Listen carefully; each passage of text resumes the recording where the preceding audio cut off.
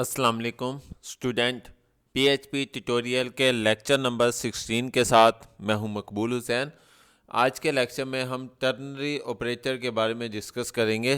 Ternary operators क्या होते हैं,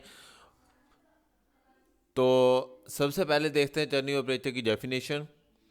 it is also called conditional operator. Ternary operator को हम कंडीशनल ऑपरेटर भी कहते हैं। कंडीशनल ऑपरेटर डिफरेंट किस्म के होते हैं जो हमने लास्ट प्रीवियस लेक्चर्स में देखे भी हैं, जिसमें if else, multiple if else, nested if, switch, ठीक है, ये सारे कंडीशनल ऑपरेटर हैं। इसी तरीके से टर्नरी ऑपरेटर भी जो है वो एक कंडीशनल ऑपरेटर कहलाता है। Ternary operator is an operator that decrease the length of code while performing comparison। Ternary operator जो है वो एक ऐसा ऑपरेटर है जो डिक्रीज करता है किसी भी लेंथ को जब वाइल परफॉर्मिंग कंपैरिजन, जब हमने डिफरेंट किस्म का कंपैरिजन करना हो तो उसमें से देखा जाता है, यानी पहली स्टेज में शो होगी या सेकंड स्टेज में show. It is alternative for using if else statement. ये इफ़ एल्स की तरह की है, लेकिन हम इसको भी यूज़ कर सकते हैं और इफ़ एल्स के ज़रिए जो प्रोग्राम बनाए जा सकते हैं उसको उसी तरह के प्रोग्राम जो है हम टर्नरी ऑपरेटर के ज़रिए भी बना सकते हैं। पेपर में क्वेश्चन आ सकता है कि आपने जो प्रोग्राम बनाना है वो इफ़ एल्स के ज़रिए बनाना है या टर्नरी ऑपरेटर के ज़रिए बनाना है।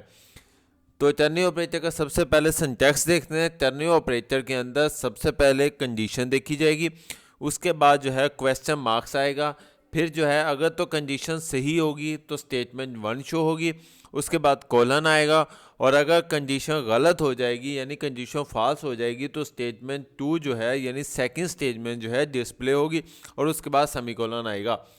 तो हम इसका फ़्लो चार्ट देखते हैं। ये सेम इफ़ एल्स की तरह का ही फ़्लो चार्ट इसका बना हुआ है।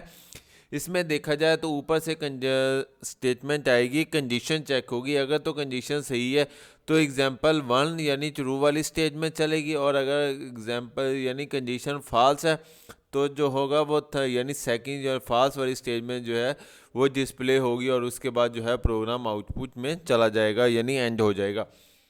तो हम इसका देखते हैं, यानी हम सबसे पहले इसका कंपैरिजन देखते हैं इफ़ एल्स का टर्नरी ऑपरेटर के साथ।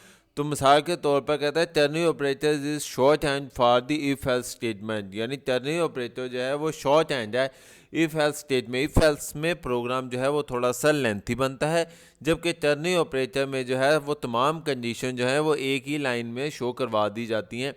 जिस तरह देखा जाए यहाँ पर एक प्रोग्राम में है इफ़ कंडीशन, तो अगर कंडीशन सही है तो वैल्यू 1 डिस्प्ले होगी, और वरना एल्स सेकंड वैल्यू जो है वो डिस्प्ले होगी।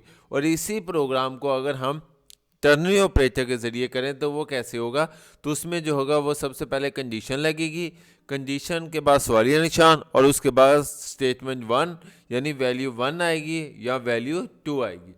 अब हम एक प्रोग्राम बनाकर आपको टर्नरी ऑपरेटर का कंसेप्ट क्लियर करवाते हैं। प्रोग्राम है यानी हम एक प्रोग्राम लिखेंगे डिस्प्ले पास, यानी आपने पास शो करवाना है अगर मार्क्स जो हैं ग्रेटर देन 40 होंगे, वरना जो है आपने क्या शो करवाना है, फेल। ठीक है, इसके लिए जो है हम डिफरेंट किस्म के ऑपरेटर यूज़ करते हैं। सबसे पहले हम यहाँ पर मैंने मोज़िला भी ओपन कर लिया, और हम जिसमें प्रोग्राम बना रहे हैं नोटपैड उसमें भी इसको ओपन कर ले।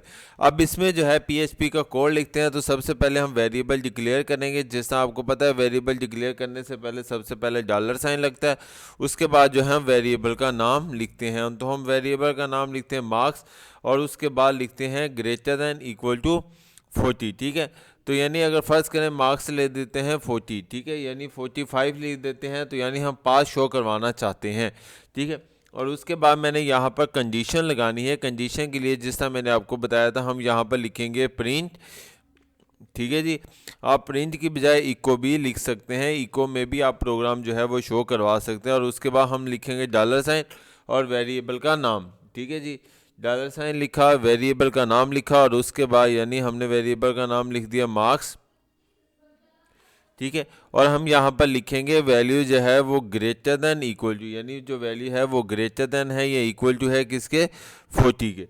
ठीक है, यानी अगर तो ये कंडीशन सही हो जाती है फिर तो जो है हम सवालिया निशान लगाकर क्या शो करवाएंगे, यानी प्रिंट में, यानी हम डबल कोटेशन के अंदर जो है वो पास शो करवा देंगे। ठीक है जी, जिस तरीके से इस तरह हम जो है वो पास शो करवा दें। ठीक, और अगर कंडीशन फॉल्स हो जाती है तो उसके बाद जिस तरह मैंने आपको बताया था, यानी हम सबसे पहले कॉलन लगाएंगे और उसके बाद डबल कोटेशन के अंदर जो है हम यहाँ पर फेल जो है वो लिख देंगे। ठीक है जी, ये देखिए हमने फेल लिखा और उसके बाद यहाँ पर इसको सेमीकोलन लगाकर एंड कर दिए। ठीक है, और उसके बाद यहाँ पर आप देखते हैं हमारे पास, इसको मैं कंट्रोल एस के ज़रिए सेव करता हूँ।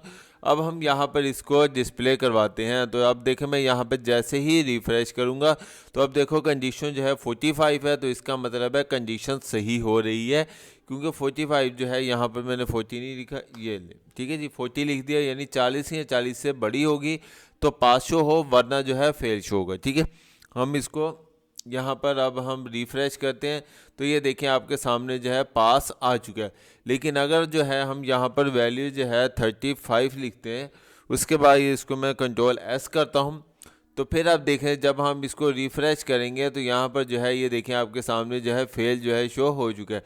अब मैं पूरा प्रोग्राम दिखाता हूँ, यानी जिस तरह ये देखा जाए 35 लिखेंगे तो प्रिंट एफ में यानी marks greater than equal to 40, तो फिर जो सवालिया निशान उसके बाद पास वरना फेल। ठीक है, यानी यहाँ पर हम कॉलन जो है वो लगाते हैं एल्स की जगह पर।